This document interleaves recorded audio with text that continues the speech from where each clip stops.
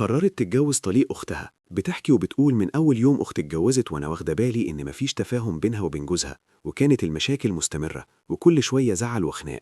في آخر مرة كانوا قربوا يوصلوا للطلاق، حاولت أتصرف وأصالحهم، وكنت بتكلم مع طليق أختي على التليفون عشان أفهم منه المشكلات. لو سيدنا محمد غالي عليك دوس لايك واشتراك وصلي عليه في التعليقات.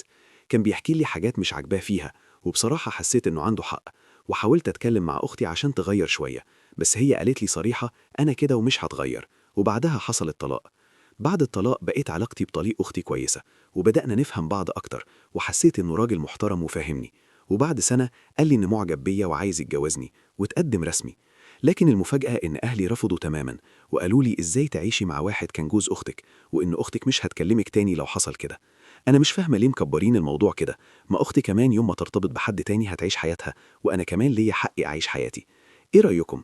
إزاي أتعامل مع الموقف ده من غير ما يحصل مشاكل كبيرة مع أهلي؟